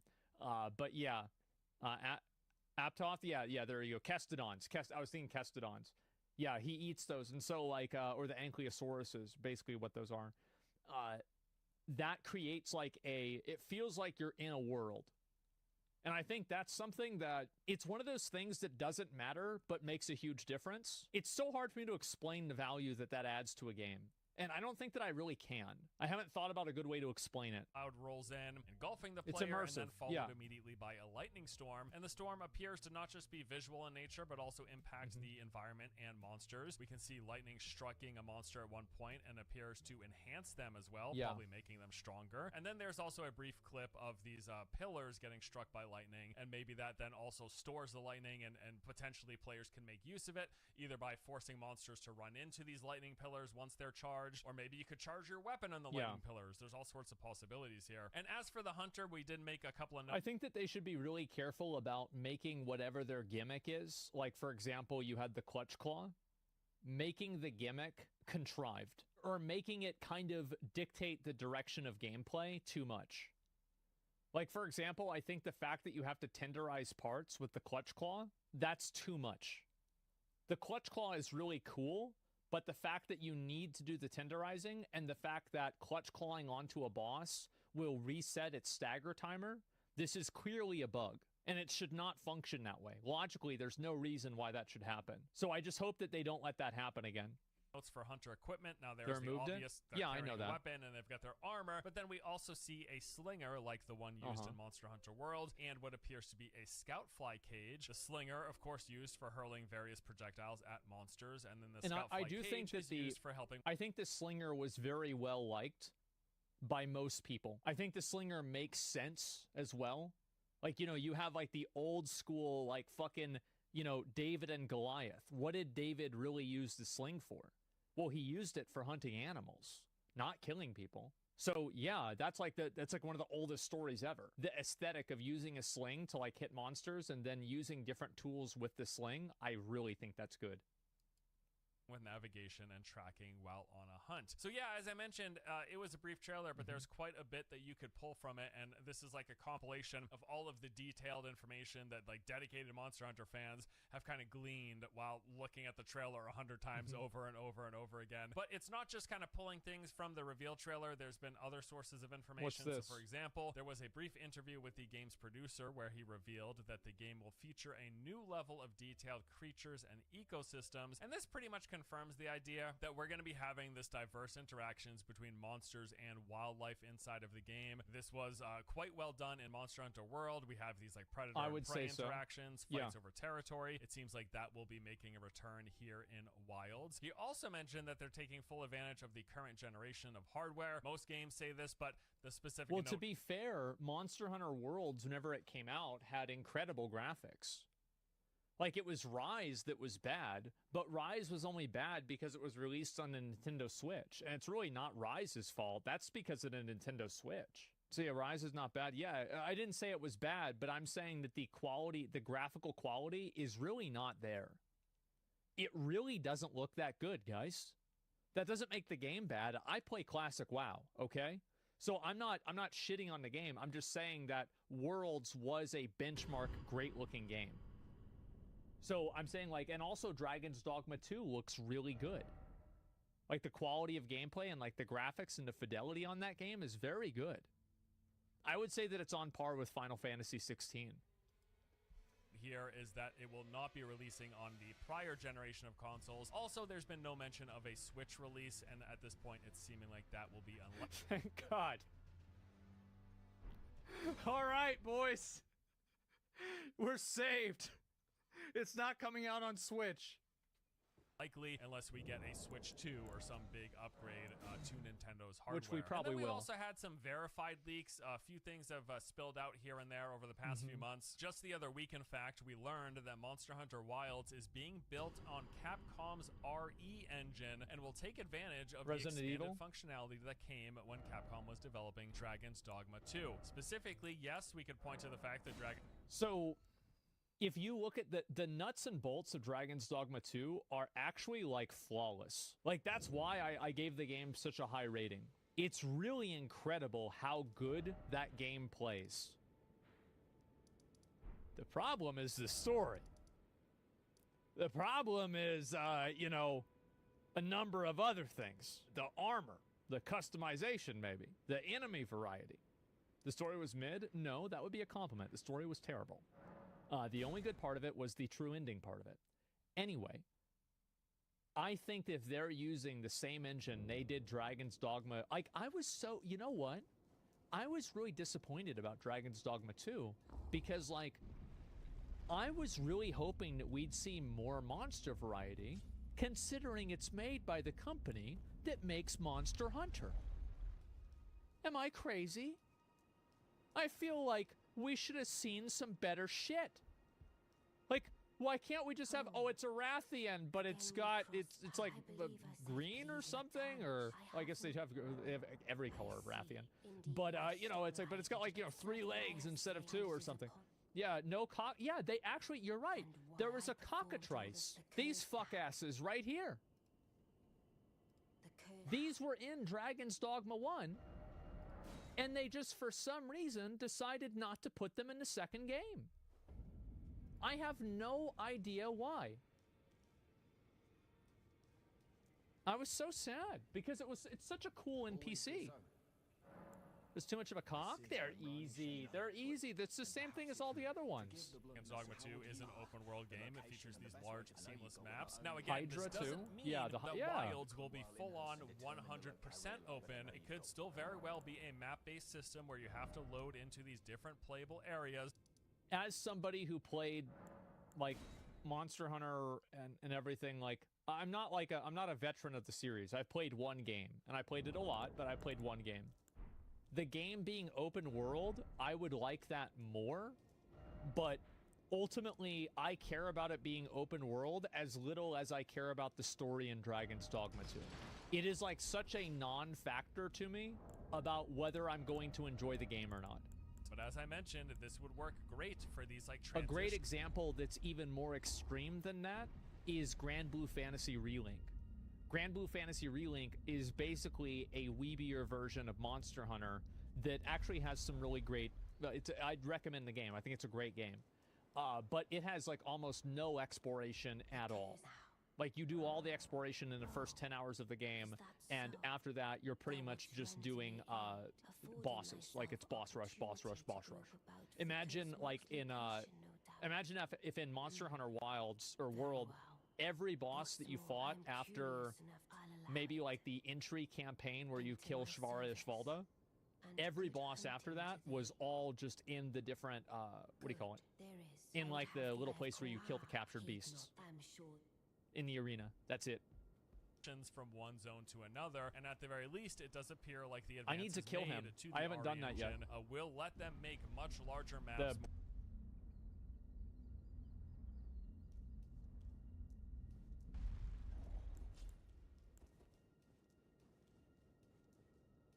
Again, the Carian Ryan told I will. I never. I for do forgive. Let us give together.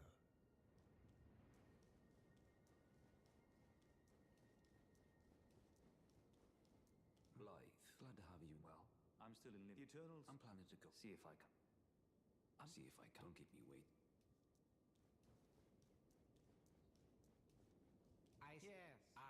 I don't know what since I ask. Come and pay should you. If it were up to but who am.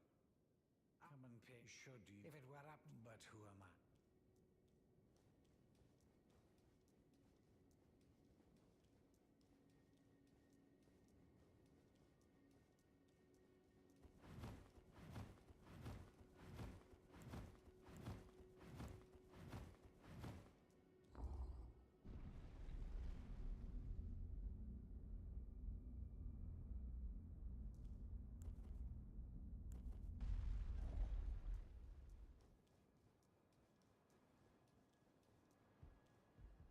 I shall see, and it will be this doll still I look for.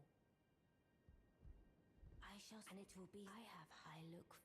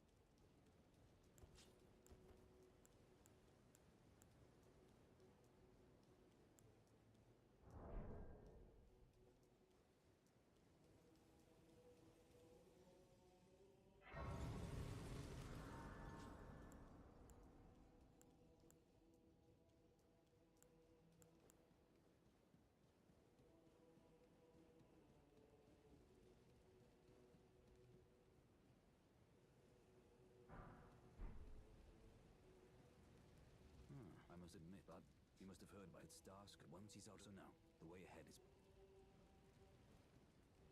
Champions! Indeed, I by the bar. Well, to think. But be sure to get.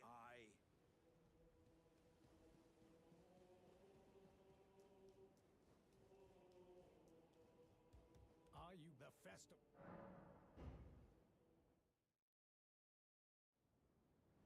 But now. Oh, the cell! You will find the general were divested and howling.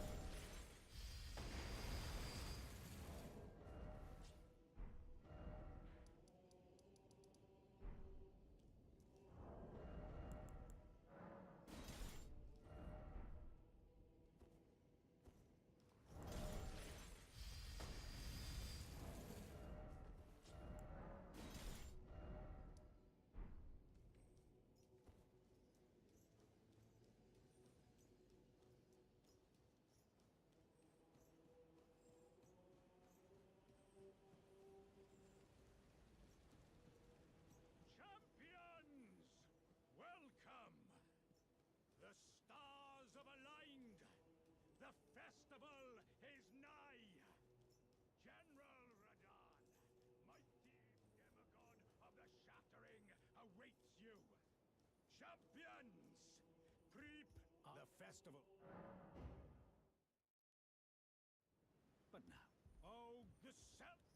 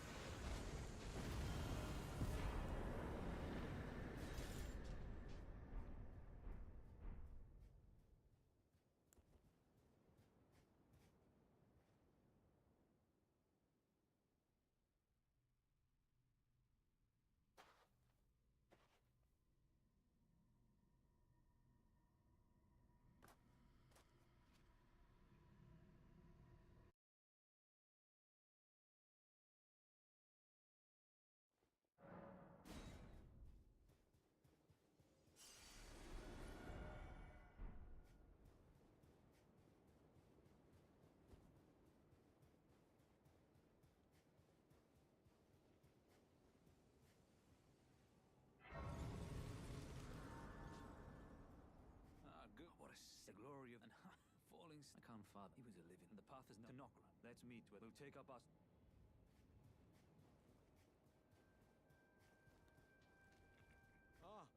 Aye. One hit after that, and as such, as luck. If I and you know, who could expect? Just you.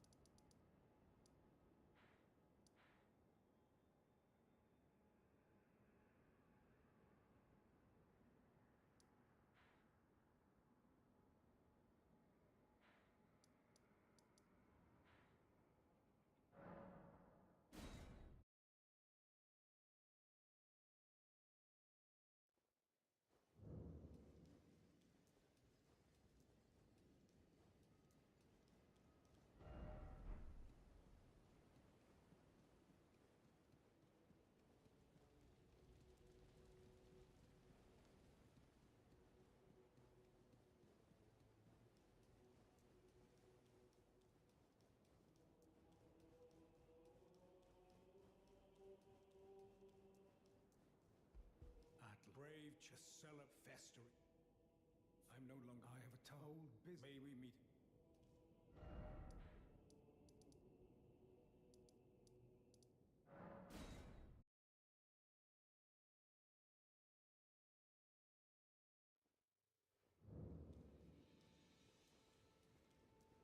I have the form you... My body imprisoned. Can you make... I have something. My body imprisoned in the ruin.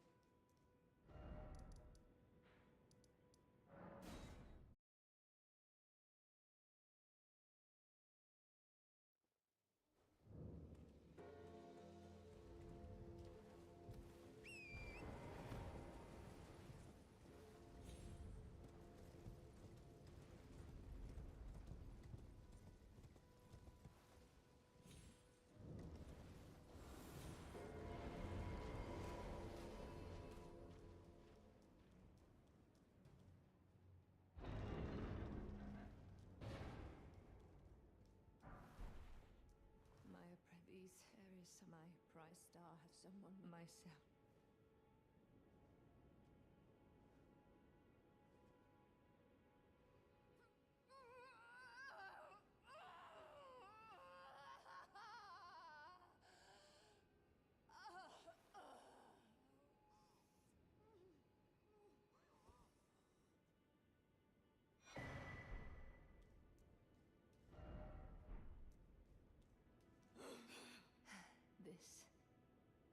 What you hope.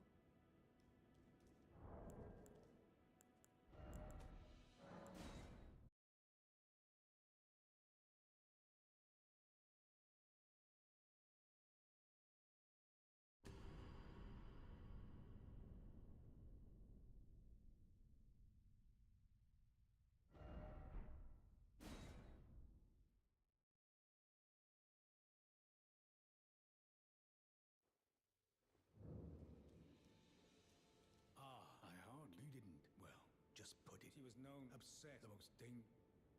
In a woman, I suspect, I'm sure, a sick.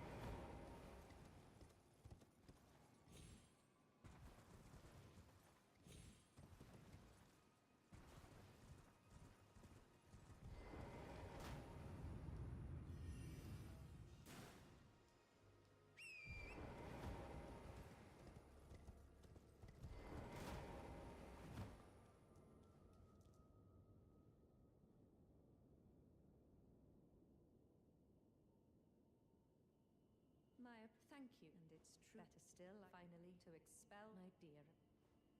find to expel.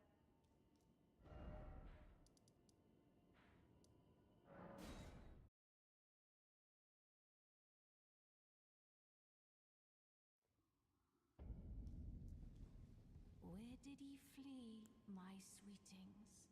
Come out from whence.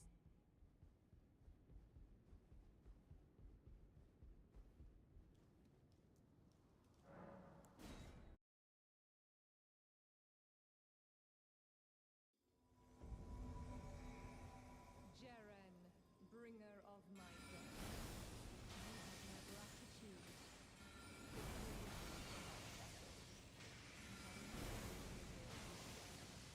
Join the crew.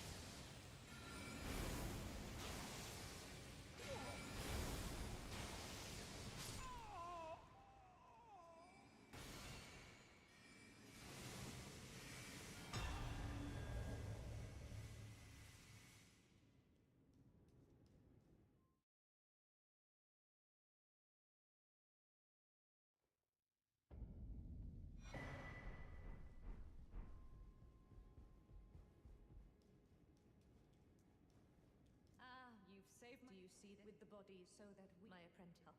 You have your own... But do think of your teacher. You will all rest assured. No, my apprentice. But... Do you... That glins when you become... Lay bare next time. Oh. If you fail, you can always... Oh, don't fret.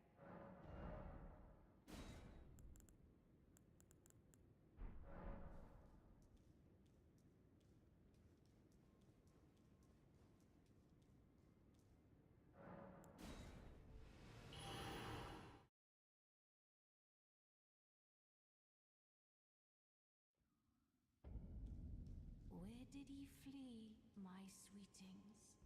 Come out from whence he hide. There are books and light aplenty.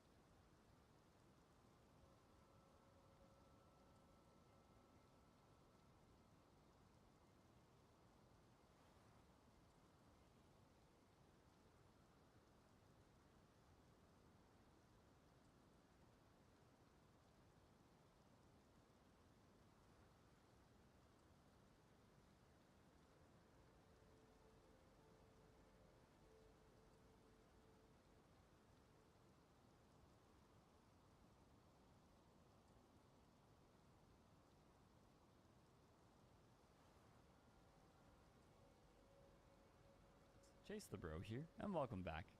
Yo, what's up guys? Chase the Bro here, and welcome back to another Elden Ring build video. Today we're going to be invading with an intelligence quality build centered around all the magic scaling weapons.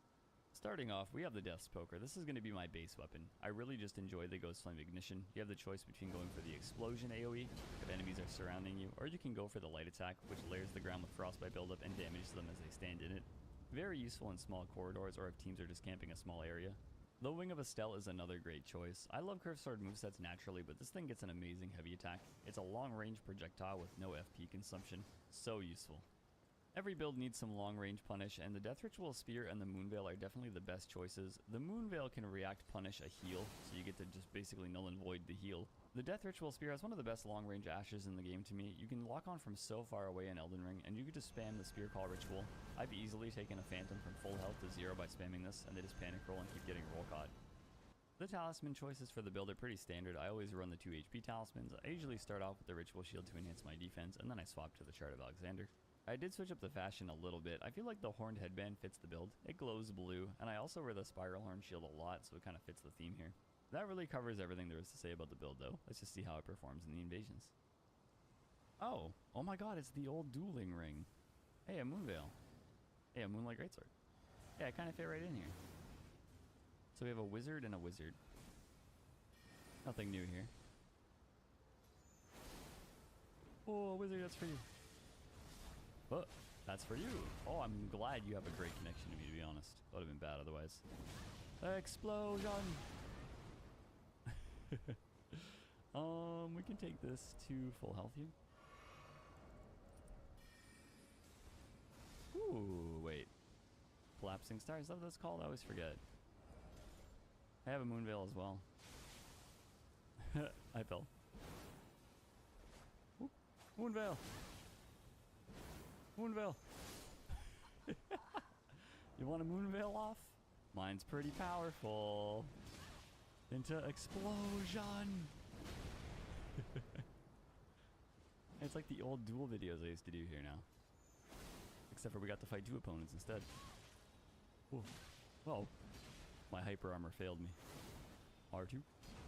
Oh, I should have charged it a little bit longer. Ooh. Get hit by the cane. Oh, they were tongued. Oh, they were actually going for 2v2s here. Well, I'm sorry, man. You arrived a little bit too late. Nice, some Castle Soul as well with Kurzbog. Tuna avocado salad. Oh my god, a wizard. See, I finally fit in with all the other wizards. It's just my sword is the magic. Is that a blasphemous blade? I feel like that's getting more and more popular. Oh my god, I can't help but do this because like I'm on a beautiful stand to do so. Can I hit on the ladder? Oh, it doesn't work. What are we thinking for like shooting it down there like this? Will it get blocked? I think it will. Alright, let's go down there with Waves of Darkness. Hi guys. Oh, this might kill the wizard. That might hurt me though. It's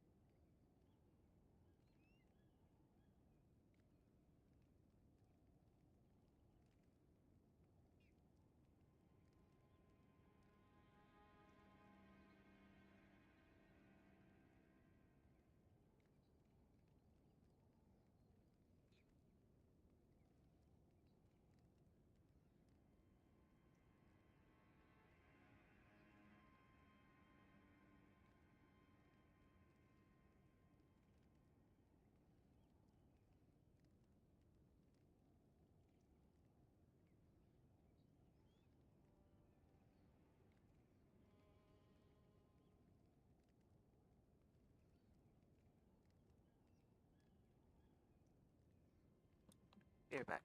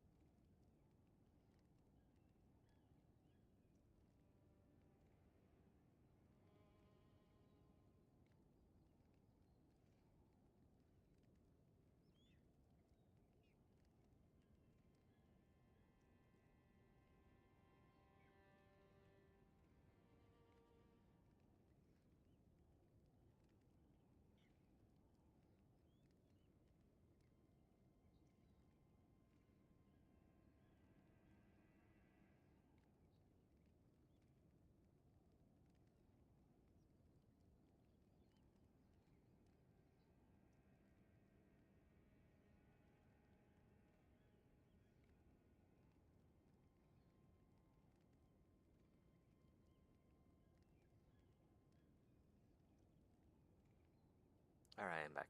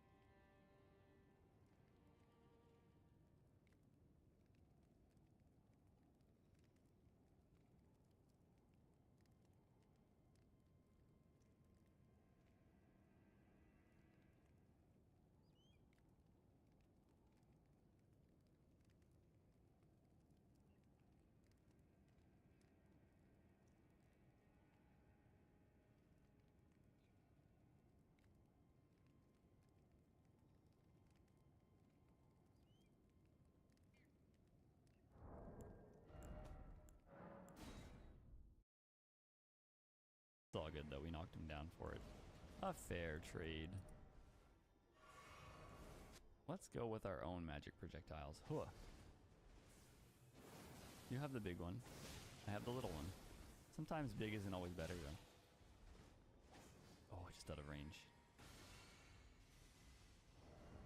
You think you have the only wizardry around? That was a bad call, Mr. Moon. This is for you. Oh.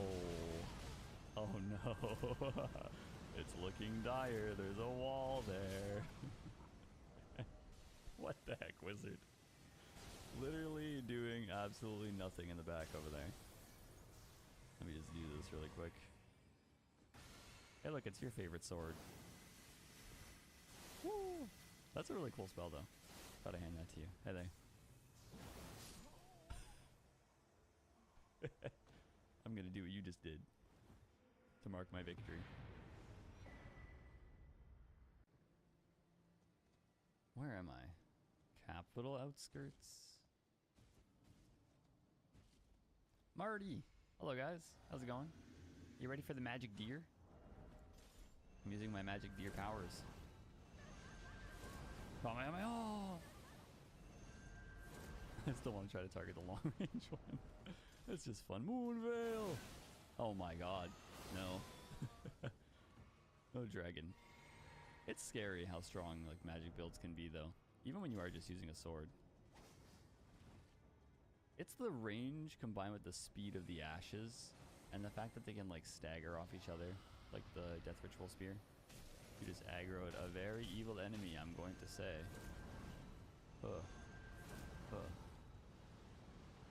Especially Death Ritual Spear. Explosion. One down. Oh, that was the host, wasn't it? Indeed it was. Ooh, claws.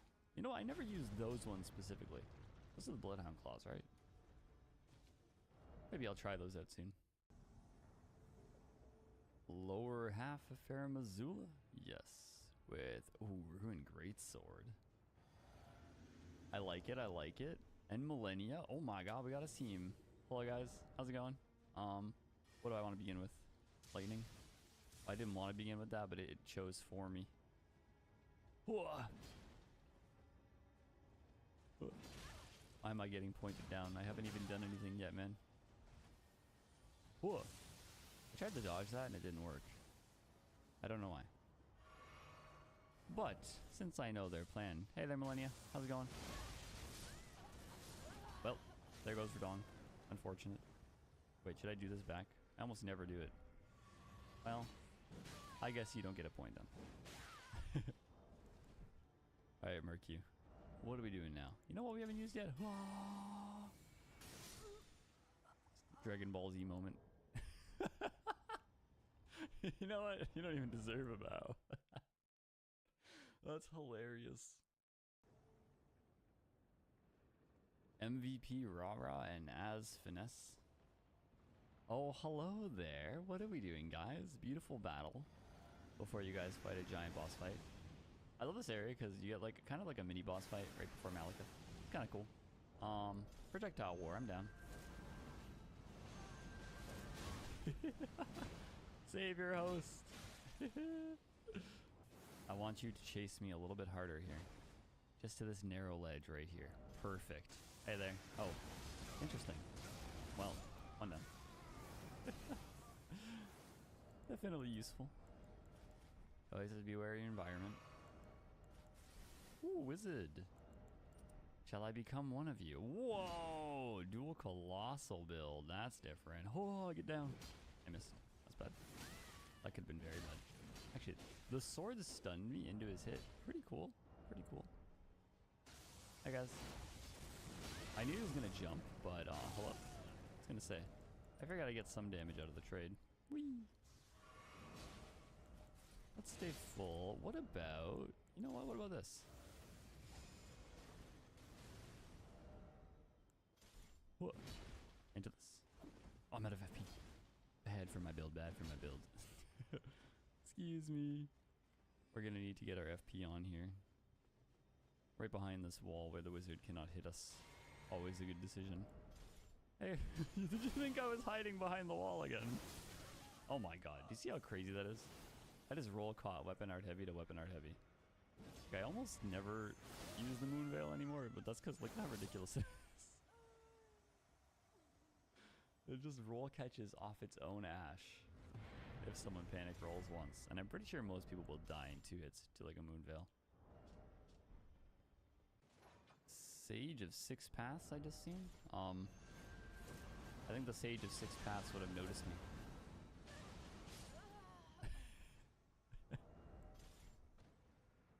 I'm sorry.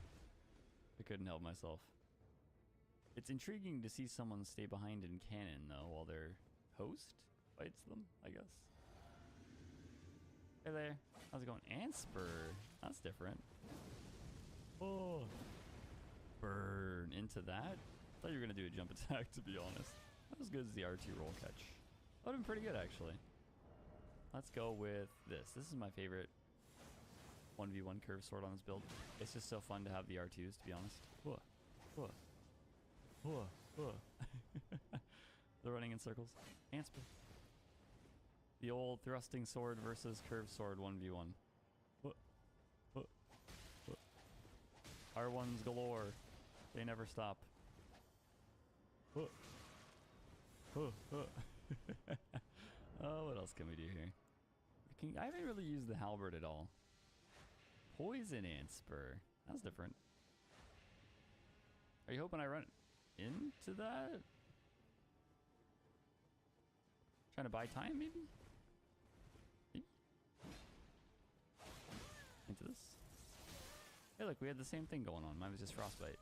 I'll give you a bow, though. Interesting setup. 2 great hammers and an Anspur. I guess it's a multi-stab proc. Oh, poison, scarlet rot, and I'm guessing the hammers had something else that I didn't notice on them. Oh, hello there. Celia Crystal Cave with Jay. Hi, guys. Well, I guess I may as well do this. Hey, my iframe should last.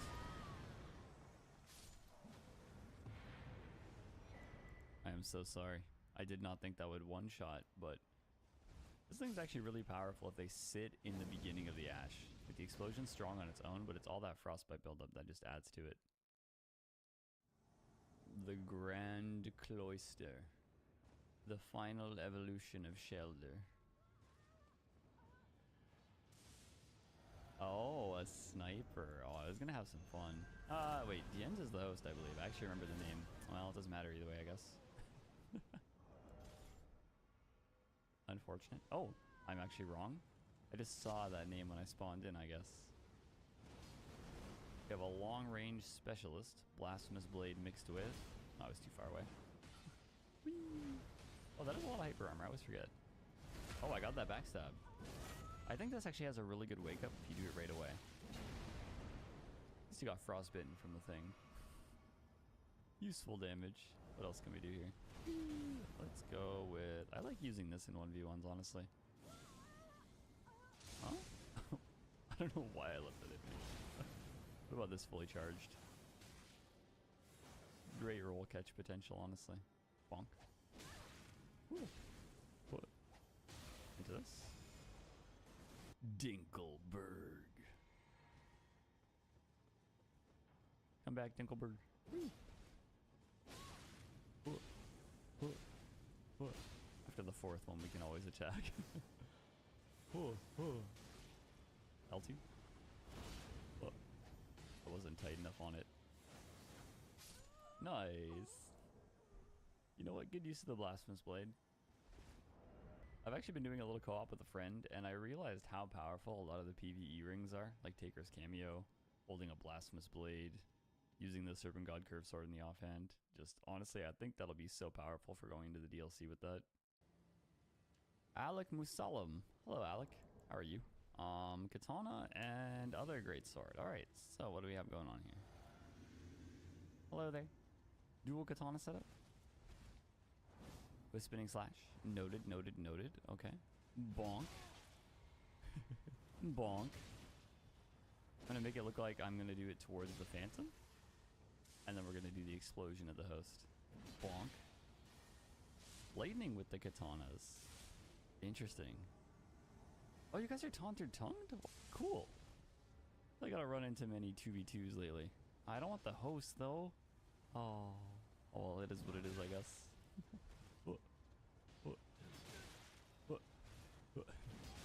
Heck, let's blow. John? Interesting timing. Hey, man. Good teamwork. I love how sometimes 2v2s either boil down into like two 1v1s or it's like chaotic and you're all together fighting like a natural 2v2. I'm 100% seeing what looks like a wave of gold enjoyers. Hello guys. Which one of you is the wave of gold enjoyer? We're gonna stop them in their tracks. Hey, now you have a new weapon you can jump to. That's even scarier than wave of gold. Wait, did he just bow in the background? Oh my god, it's the arcane dung eater. Are you guys seriously gonna stand right here and get exploded? Well, whatever you enjoy, I guess. Oh no. Oh. Well. That was a fast one. Probably best you don't attack someone when they spawn in, since you can't hurt them for a couple seconds. Oh nice, Ray Lucaria, I fit right in. Banana. Banana is close. Banana has giant hammer. What would be kind of funny here? Hey man, that's Papasu. Where's Banana? He's lurking. What are we doing here? I'm sending magic waves in your general direction. Oh, it's... Oh, okay. Oh, he's a giant bull goat. Oh my god. Hang on. He wants to ambush me. I'm gonna get the drop on him. It'll be funny. Oh, wait a second. I didn't know you guys were heading this way. Let's see. Ooh. That was hilarious. You know what? Earthshaker did tank through it. Well, Horaloo Earthshaker. But I definitely won the damage trade, as you can see.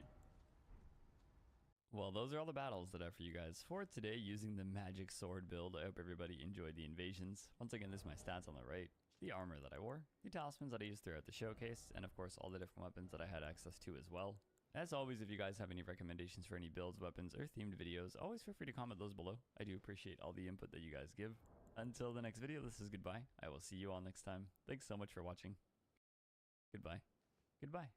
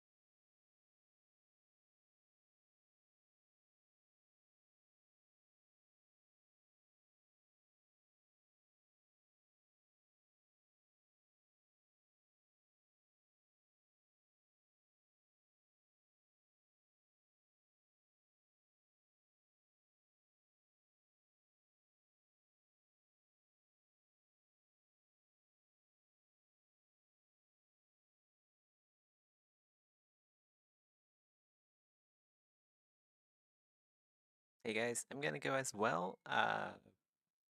Bye.